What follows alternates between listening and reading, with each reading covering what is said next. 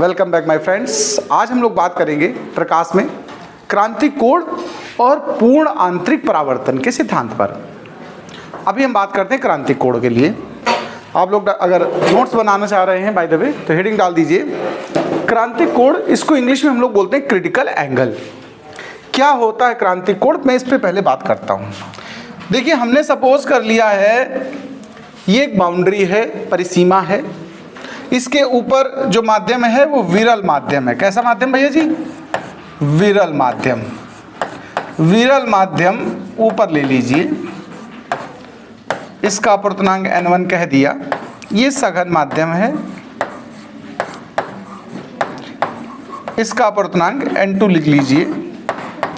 ये n1 n2 वायु के सापेक्ष हमने कंसीडर किए हुए हैं, यानी ये दोनों माध्यम। अब इन दोनों माध्यमों से आर पार एक रेखा खींच दी, इसको हम अभिलंब कहते हैं। क्या कहते हैं भाई जी? अभिलंब। ये तो बात हो गई अभी। अब मेरी बात को ध्यान से सुनिएगा। क्रांतिक कोण आपतन कोण होता है एक नंबर। जो बात तुम्हें याद रखनी वो समझना। क्रांतिक कोण कैसा होता है? आपतन कोण, इंसिडेंस एंगल। और ये सघन माध्यम के लिए है। किसके लिए है? क्रांतिक कोण की उपस्थिति कभी भी विरल माध्यम में नहीं होगी। यानी अगर प्रकाश किरण विरल माध्यम से सघन माध्यम में आती है तो आप क्रांतिक कोण की बात नहीं करेंगे, उसमें क्रांतिक कोण जैसी घटना नहीं मिलती है। ठीक है, हमेशा क्रांतिक कोण तब मिलेगा जब प्रकाश सघन से विरल में जाएगा। तो हमने एक प्रकाश किरण ले ली जो सघन माध्यम से चली है, ध्यान से सुनते जाना बात को, और विरल माध्यम में जा रही है। अब माध्यम बदलेगा। अपवर्तन तो पढ़ चुके हो। अपवर्तन ये कहता है कि अगर प्रकाश किरण सघन माध्यम से विरल माध्यम में जाती है तो अभिलंब से दूर हट जाती है। तो ये प्रकाश किरण देखो थोड़ा सा दूर हट जाएगी, ऐसे गुजर जाएगी। ये आपतन कोण हमने एक नाम दे दिया इसका I1। तो अपवर्तन कोण क्या बन गया? R1। अगर हम इसको थोड़ा बड़ा कर दें आपतन कोण को, हमने ये नया आपतन कोण ले लिया I2। ध्यान से सुनते जाना बात को। तो अपवर्तन कोण भी तो और बड़ा आएगा, तो ये किरण हमारी और दूर हो जाएगी। देखो, तो ये जो अपवर्तन कोण है इसको हम क्या कह देंगे? R2। मतलब जितनी बार आपतन कोण बार बार बढ़ा रहे हैं, हम कई बार बढ़ा सकते हैं, हम 3 बार बढ़ा के दिखा रहे हैं आपको। तीसरी बार हमने फिर से थोड़ा और बड़ा कर दिया तो ये प्रकाश किरण और दूर हो गई। अब ये कोण कितना हो गया? R3, क्योंकि आपतन कोण को हमने नाम दे दिया है I3। ऐसे धीरे धीरे बढ़ाते जाइए। सघन माध्यम में आपतन कोण का मान अगर हम बढ़ाते जाएं तो विरल माध्यम में अपवर्तन कोण इधर को खिसकता जाएगा कि नहीं? बताओ भाई। हमने इतना बढ़ा दिया करते करते, ऐसे धीरे धीरे। ध्यान से सुनना जरा बात को। ये मान लीजिए हम एक परिस्थिति पे आ गए, ये जो कोण बनाया हमने आपतन कोण, ध्यान देना ये।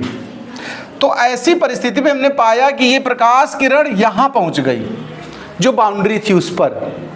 तो अपवर्तन कोण जो R4 आया लास्ट में, देखो इसका मान अगर हम आपसे पूछे तो आप 90 अंश नहीं कहोगे। बताओ 90 डिग्री हो रहा कि नहीं हो रहा है? तो इस समय जो तुमने आपतन कोण लिया, इस समय लास्ट वाला I4, इसी को IC बोल देंगे हम। C मतलब क्रिटिकल एंगल। यानी सघन माध्यम में आपतन कोण का वो मान जिसके लिए विरल माध्यम में अपवर्तन कोण कितने अंश हो जाए? 90 अंश। उसे हम क्या बोलेंगे? क्रांतिक कोण। क्या कहेंगे? क्रांतिक कोण। क्लियर बात? IC से इसको हम प्रदर्शित करेंगे। ऐसी परिस्थिति में जो अपवर्तित किरण होती है इसको हम क्या बोलते हैं? अपवर्तित। ये आ रही है सब कैसी है? आपतित किरणें। और ये जो यहां से गुजर गई वो क्या है? अपवर्तित। तो जब क्रांतिक कोण आपतन कोण बन चुका होगा तो अपवर्तित किरण कहां से गुजरती है? बाउंड्री से, दोनों माध्यमों की परिसीमा से। क्लियर बात? इसके लिए हम एक सूत्र भी बनाएंगे। अब ये लिखना नहीं, मैं पहले परिभाषा लिखाऊंगा, उसके बाद सूत्र बनाएंगे। मतलब हम समझाने के लिए बता रहे हैं अभी। तो जैसे एक बात बताओ, स्नेल का नियम हमारा क्या कहता बताओ? अच्छा, स्नेल से पढ़ा होगा आप लोगों ने। साइन I/sin r = n होता है अपवर्तनांक, प्रथम माध्यम के सापेक्ष दूसरे का। तो इस बार हमने देखो किधर से प्रकाश किरण ली, जरा गौर से देखना। प्रकाश किरण हमारी, ये माध्यम नंबर 1 है मान लो, ये माध्यम नंबर 2 है। प्रकाश किरण नंबर 2 से जा रही नंबर 1 में कि नहीं? बताओ। तो जो अपवर्तन का स्थिति होगी उसको हम लिखते, देखो ध्यान देना, जिस माध्यम से चलती है प्रकाश किरण उसको आगे लिख देते हैं। सिंबल में, और जिस में जाती है उसको हम बाद में। तो अपवर्तनांक अगर स्नेल का नियम हम यहाँ इस्तेमाल करें तो sine I upon sine R equal to क्या होना चाहिए 2n1। क्लियर बात। अब हम साइन आई का मान रख रहे हैं, हमारा आई को हमने नाम क्या लिखा बताओ अब क्रांतिक कोण की स्थिति के लिए आईसी, और आर कितना हो चुका जब आईसी कोण हो जाएगा इंसिडेंस। ध्यान देना प्लीज, अगर आपतन कोण आईसी हो गया यानी क्रांतिक हो गया तो अपवर्तन कोण का मान कितना हो जाएगा 90 डिग्री। कितना हो जाएगा? तो आईसी जब हम आई को लिखेंगे तो आर को हमें क्या लिखना होगा 90। ध्यान से सुनना जरा बात को, यहां से एक फॉर्मूला बनेगा। 90 का मान कितना होता है 1 होता है। तो ये देखो ये लेकिन 2n1 आया है, ध्यान देना 2n1 का मतलब है सघन माध्यम के सापेक्ष विरल माध्यम का। लेकिन आमतौर पे हम जो इस्तेमाल करते हैं हमेशा ध्यान देना, तो हम क्या लिखते हैं ANG 1.5 याद है, ANW 1.33, मतलब पहले क्या लिखते हैं विरल माध्यम। क्या लिखते हैं? तो हमें जो ज़्यादातर वैल्यूज दी होती हैं कभी प्रश्नों में न्यूमेरिकल्स में n की अगर अपवर्तनांक की, तो हमेशा वो इस तरह से दी होती है, मतलब पहले उसमें क्या कंसीडर होता है विरल। लेकिन हमारी सूत्र में क्या कंसीडर है पहले सघन, हम इसको पहले विरल करना चाहते हैं यानी 1 आगे लाना चाहते हैं। तो देखो एक बार हमने पीछे आपको फॉर्मूला पढ़ाया है 1n2 का 2n1 से अगर मल्टीप्लिकेशन करो तो क्या आता है 1, याद है? इसको हमने पढ़ाया है प्रिंसिपल ऑफ रिवर्सिबिलिटी, उत्क्रमणिता का सिद्धांत।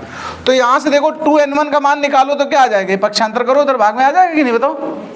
तो 2n1 क्या बन चुका होगा 1/1n2।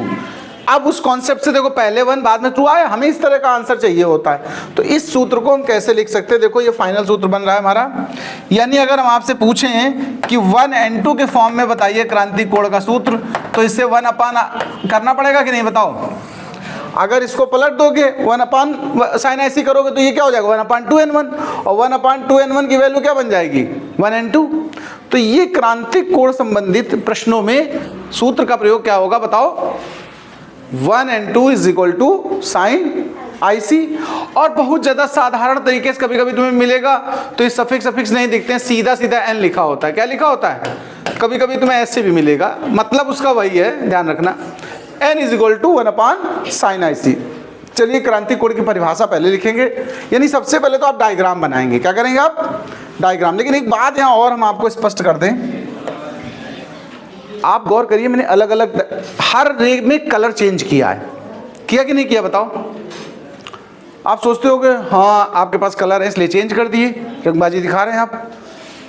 तुम्हारे पास पेन होगा एक कलर का या पेंसिल होगी, तो आप एक बात बताओ अगर एक ही कलर से हम सब बनाएं, यहाँ जाने के बाद आप ढूंढ पाओगे कौन सी कहाँ गई बताओ? तो आप मिक्स हो जाएंगे, परेशान होंगे। अगर एक ही कलर से हम सब बनाए होते तो इसका एक और तरीका है। इसीलिए देखो मैंने पहली वाली किरण में कितना एरो दिया है सिंगल, उधर भी सिंगल एरो। तो आप जब पेन या पेंसिल से एक कलर से बनाए हैं कभी भी प्रकाश किरण, तो एक ही जगह से कई किरणें जब गुजरनी हो आगे बढ़नी हो तो जो पहले जा रही है उसमें एक एरो बना लें। तो ये देखो फर्स्ट एरो से फर्स्ट एरो पहचान सकते हो, तो पता चलेगा ये वाली उस तरफ कहाँ है। फिर सेकेंड एरो बना दिया, 2 एरो बना लिए, तो वहाँ ढूंढने में आसानी होगी तुम्हें। अगर पेन से आप बना रहे हो तो, पेंसिल से बना रहे हो तो सिंगल कलर से। यहाँ पर हमारे पास कलर थे इसलिए हमने हर बार कलर चेंज किया, तो आपको स्पष्ट दिख रहा कौन सी रे कहाँ गई है। लेकिन जब सिंगल कलर से बनाइए तो क्या करना है आपको, एक एरो यहाँ तो एक एरो यहाँ, फिर डबल एरो तो double arrow, triple arrow, triple arrow, 4 arrow, ये चीज़ ऐसे करी जाती है। ये ध्यान रखना, प्रकाश के सवालों में ये चीज़ मेंशन करना जरूरी होता है, ठीक है। तो आपको ये टीचर समझेगा ना कि आपको सब बातें सही से पता है। तो चलिए हम क्रांतिक कोण की देखो डायग्राम सबसे पहले आप लिखेंगे कैसे परीक्षा में, डायग्राम बना देना, फिर परिभाषा, फिर सूत्र, ठीक है। तो परिभाषा में हम लिख रहे हैं, लिखिए सघन माध्यम में, लिखें परिभाषा, सघन माध्यम में आपतन कोण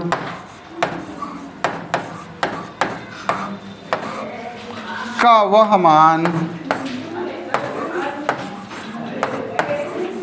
मान जिसके लिए विरल माध्यम में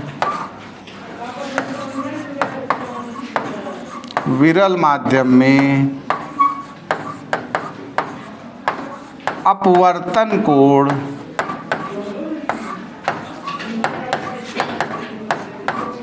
90 अंश प्राप्त होता है। क्रांतिक कोण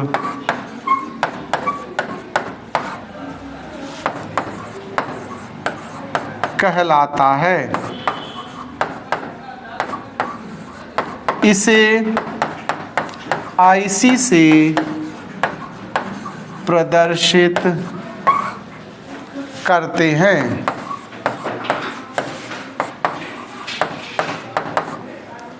अर्थात अब आप इतना लिखने के बाद ये पूरा नोट कर लीजिए, फिर आगे की बात करते हैं। नोट करो भाई।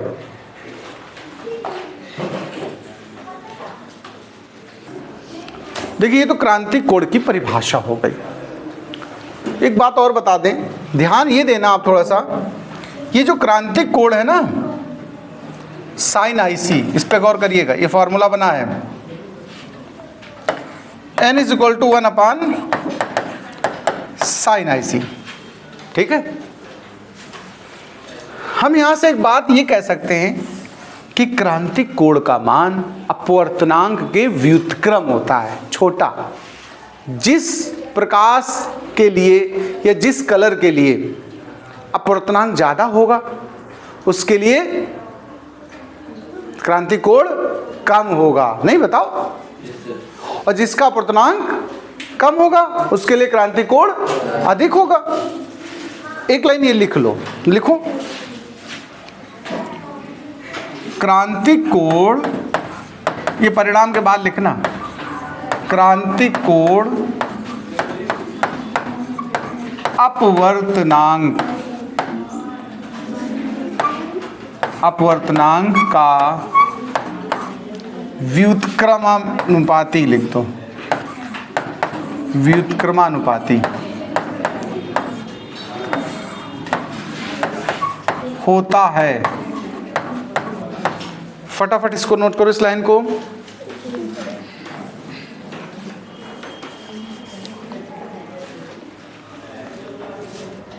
देखो एग्जाम्पल में यहां लिख दो, लाल रंग के लिए अगर कलर वाइज बात करें क्रांतिक कोण सबसे ज्यादा होता है। किसके लिए? लाल रंग के लिए, लाल रंग के प्रकाश के लिए, लाल रंग के प्रकाश के लिए क्रांतिक कोण अधिकतम, क्रांतिक कोण अधिकतम, वह बैगनी रंग के लिए न्यूनतम होता है। बैगनी रंग के लिए न्यूनतम होता है। कारण क्या है ये भी समझ लो। मैंने क्रांतिक कोण किसका बड़ा बताया? रेड का। अपवर्तनांक से कंपेयर किया जाता है, ध्यान रखना। एक्चुअली में बैगनी का अपवर्तनांक ज्यादा होता है किस रंग से? रेड से। जिसका अपवर्तनांक ज्यादा उसका क्रांतिक कोण कम। बैगनी का अपवर्तनांक ज्यादा है तो इसके लिए क्रांतिक कोण कैसा होगा? न्यूनतम। और लाल रंग का अपवर्तनांक सबसे कम होता है सभी प्रकाश में, जितने भी रंग है प्रकाश के, तो इसका सबसे ज्यादा क्रांतिक कोण है। ये और उदाहरण में देख लो, उदाहरण देख लो कुछ। जैसे अगर कहीं कांच और वायु के बीच पूछा जाए, किसके बीच? कांच वायु, मतलब सघन माध्यम क्या हो? कांच, और विरल माध्यम वायु। यानी प्रकाश कांच से निकल के जब वायु में जाती है तो उसका जो कोण होता है वो कितना हो जाता है, इस पे मुद्दा, उस पे बात करते हैं।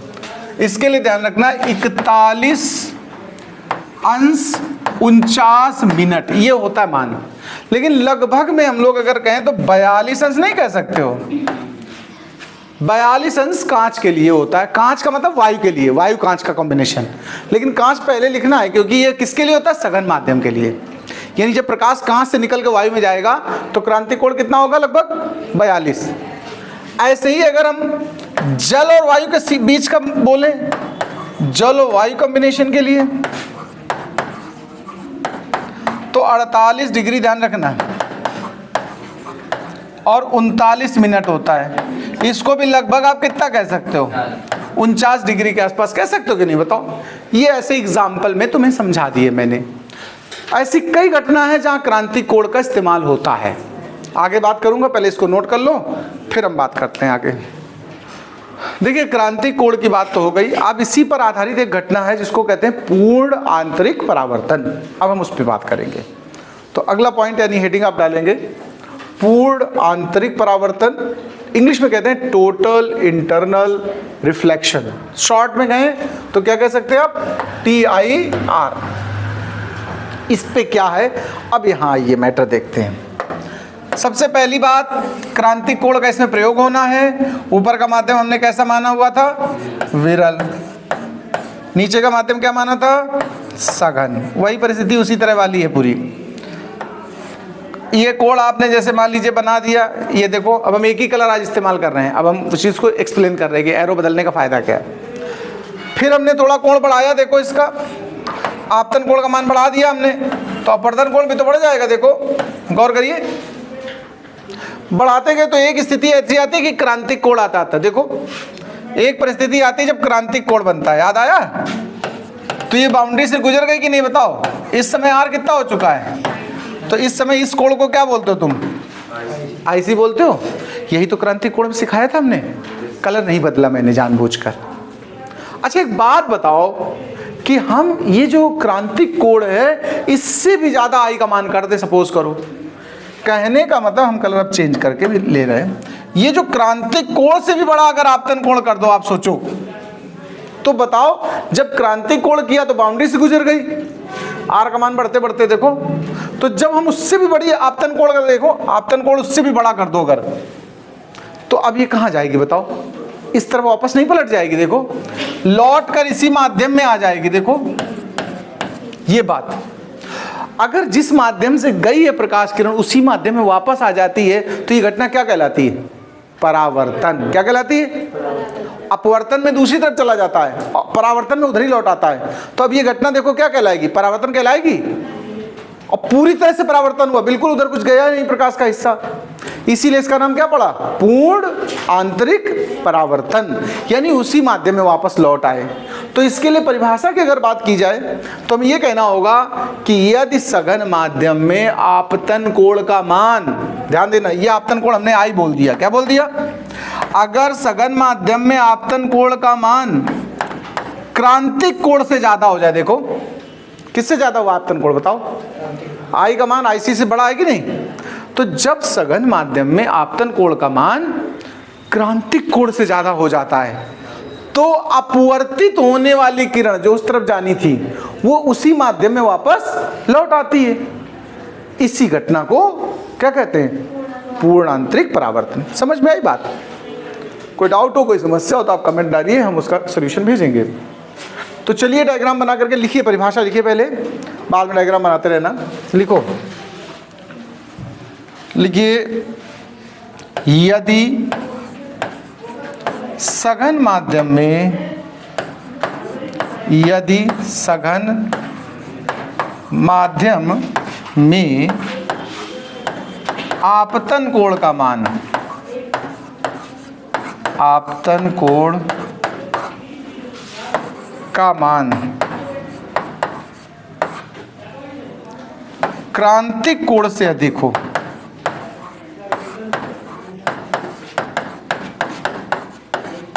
से अधिक हो जाए, अधिक हो जाए तो अपवर्तित किरण उसी माध्यम में, उसी माध्यम में वापस लौट आती है।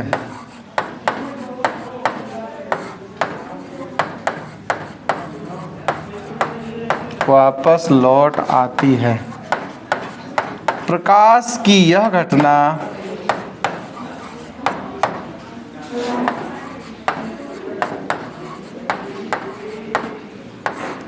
पूर्ण आंतरिक परावर्तन कहलाती है।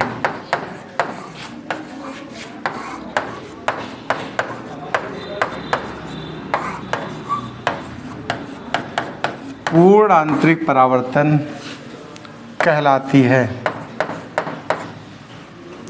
लिख लिया। इस घटना का कई जगह इस्तेमाल होता है। एक दो पॉइंट लिखा रहे, फिर डिटेल में उनको लिखाएंगे। तो इस घटना का अनुप्रयोग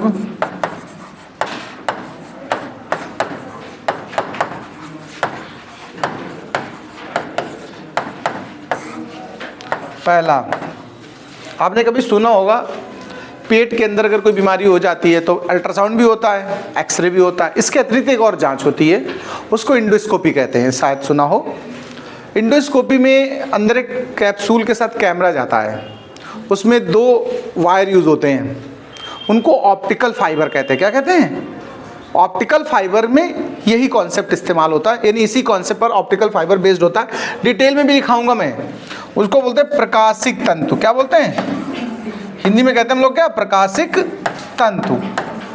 और इंग्लिश इसका है ऑप्टिकल फाइबर। ये डिटेल में भी डिस्कस करेंगे, अभी खाली हम शॉर्ट में नाम बता रहे कहाँ कहाँ ये घटना यूज होती है। ये जो डायमंड की चमक होती है, हीरा सुना चमकता है, कांच जैसे ही तो होता है। हीरे को तराशा जाता है, ये सुना शब्द? हीरे तराशना। तराशना मतलब क्या है? धोना, पॉलिश करना है। क्या तराशना मतलब? प्रोटीन पिलाना उसको। हीरे तराशने का मतलब क्या होता है, कोई बता सकता है? हीरे को तराशने का मतलब उनको कुछ डेफिनिट कोण पर काटा जाता है। वो इस तरह कट किया जाता है कि हीरे में जो प्रकाश प्रवेश करे वो सब सतहों से ना निकल के बाहर आवे, कुछ निश्चित जगहों से निकले, यानी बाद बाकी उसी के अंदर घूमता रहे। तो और जब कुछ जगहों से निकलेगा, प्रवेश कई जगह से करेगा और निकलेगा कुछ जगह से, तो ज़्यादा निकलेगा वहाँ से, वो जगह चमकीली दिखेगी। आप हीरे को कभी देखिएगा तो कुछ निश्चित एंगल पे वो ज़्यादा चमकदार दिखता है। तो वहाँ भी क्या होता है? देखो, हीरे की चमक किसके कारण होती है बताओ? हीरे की चमक का भी कारण कौन है? पूर्ण आंतरिक परावर्तन। और बताइए, बहुत बातें हमारे पास हैं, कुछ और बताते हैं। रेगिस्तान में मरीचिका बनती है, किसी ने सुना होगा मरीचिका। रेगिस्तान में मरीचिका मतलब होता है, आप लोग हाईवे पे भी जाइए गर्मियों के सीजन में दोपहर में, तो आप देखना थोड़ी दूर अगर आप नजर दौड़ाएंगे तो आपको लगेगा कि पानी पड़ा हुआ है हाईवे के ऊपर। पेड़ पौधों के नीचे ऐसे शैडो दिखती है, वो इमेज दिखती है जैसे पानी में दिखती है, वैसी ही आप कभी देखना हाईवे पे आजकल, फील भी किया होगा। तो वो किसकी वजह से? वही मरीचिका है। ऐसा पहले रेगिस्तान में होता था एक्चुअल में, हाईवेज होते नहीं थे पहले, तो अभी कुछ दिन से बनने लगे और हम लोग उस पर घूमने लगे। पहले रेगिस्तान में घटना हुआ करती थी। रेगिस्तान में रेत बहुत जल्दी गर्म हो जाती है, उस जगह पर पूर्ण आंतरिक परावर्तन की घटना होती है, उसको भी लिखाऊंगा डिटेल में आगे। और हमें यानी जो यात्री वहाँ होते हैं उनको एक कन्फ्यूज़न, भ्रम पैदा होता है कि थोड़ी दूर पे पानी भरा है, और जब वहाँ पहुँचते हैं तो वहाँ रेगिस्तान, फिर और आगे पानी दिखता है। ठीक है, उसको हम बोलते हैं क्या? रेगिस्तान की मरीचिका। उस घटना का नाम ही है रेगिस्तान की मरीचिका। मरीचिका इंग्लिश में मिराज बोलते हैं। क्या बोलते हैं? मिराज।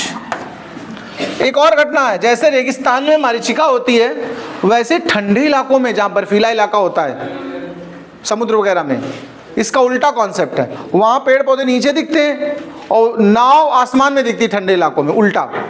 उसको इंग्लिश में कहते हैं लूमिंग, हिंदी पता नहीं इसलिए हम लूमिंग ही लिख रहे हैं। क्या लिख रहे हैं?